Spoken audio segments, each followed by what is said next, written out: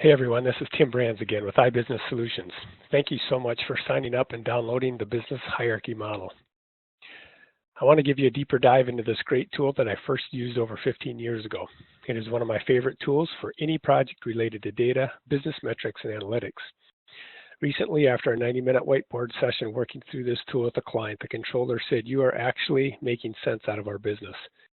We routinely receive comments like this from our clients, and I want you to hear comments like this as well. So let's take a look at the business hierarchy model.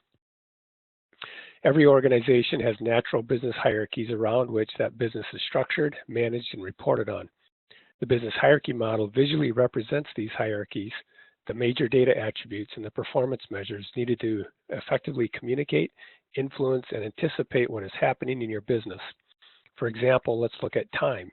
In a typical time hierarchy, we may have hours, day parts, days, months, quarters, years, and finally we can look at our data across all of time. As we define hierarchies, we may discover important attributes, so we can begin to capture these at the appropriate level of each hierarchy. In this case, attributes for the day of week and a holiday flag. Then we go on to our next hierarchy, such as geography. In this case, we start our geography hierarchy at postal code and go up from there, including an attribute on county for metropolitan statistical area. And your business may have any number of hierarchies, such as organization, products, customers, employees, and many more. Once defined, the business hierarchy model simplifies the complexity of your business and data, and very early on in your project, the model helps you to effectively communicate with business stakeholders and your IT project team on your project size, scope, priorities, and much, much more.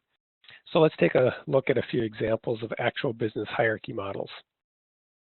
The first thing you'll notice with this business hierarchy model for higher education is that it is very large, 24 hierarchies. We did this as one large hierarchy model because this was used to define an enterprise data model for the state of Minnesota's higher education system.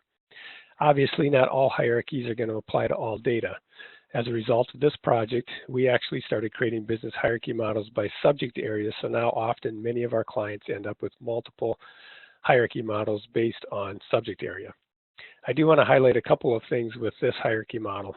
First of all, we have a hierarchy here for time and a second hierarchy called year term. Essentially what this is it's a calendar year perspective on time versus a fiscal year perspective on time. Many organizations have calendar versus fiscal year, or maybe they have two ways of looking at time because they want to roll days up into months for financial data, but then roll days up into weeks for operational data, such as production, shipments, etc. Another one I want to highlight here is institution type and the institution control hierarchies. In this case, we have institution at the bottom of both of these hierarchies, but rolling up two different ways depending on what data you're looking at and in which way you want to look at it. There's a lot more that could be talked about here, but let's move on and take a look at another example. This financial services hierarchy model crosses the sales, HR, and finance departments of our client organization. A couple of quick highlights from this model. First of all, we have the sales organization hierarchy and the HR organization hierarchy. These organizations were massive with up to 14 levels of management above the producer. In addition, these were ragged hierarchies, meaning the number of levels above any single producer could vary. Rather than trying to capture all of the complexity of these hierarchies in this model, which again, this model is intended to reduce the complexity of the data, we took a simple modeling approach to these two hierarchies here, and then we expanded on the requirements for these hierarchies in another document.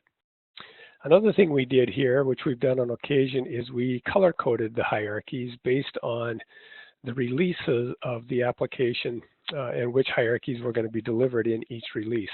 This was an easy and effective way to manage expectations across our three stakeholder departments regarding what analytics could be performed with each release. And finally, this business hierarchy model is the standard hierarchy model for the retail industry in our business analytics product called the IB League. If you're interested in the IB League, you can find more information on the website shown right here. While each retail business may have its uniqueness, most retail businesses can fit within the definition of this business hierarchy model or possibly a slight variation of it.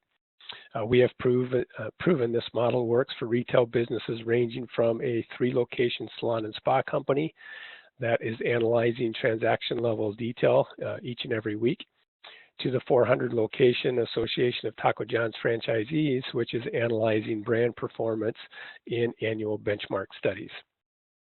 So the examples that I've used here for hierarchy models across various industries, but also I wanted to highlight different ways you can use the hierarchy model based on your needs. It's very adaptable. In the template of the business hierarchy model that you downloaded, there's a worksheet titled Usage Instructions with additional tips and tricks on identifying the information necessary to fill out one of these models. I highly recommend you read through the usage instructions. However, if you still do have questions, please email us at info@ibusiness-solutions.com. This email address can also be found in the page footer of the template you just downloaded. Well, that's it. I hope you find great value in the business hierarchy model, and check back for more tools from the Intelligent Business program that we will be making available.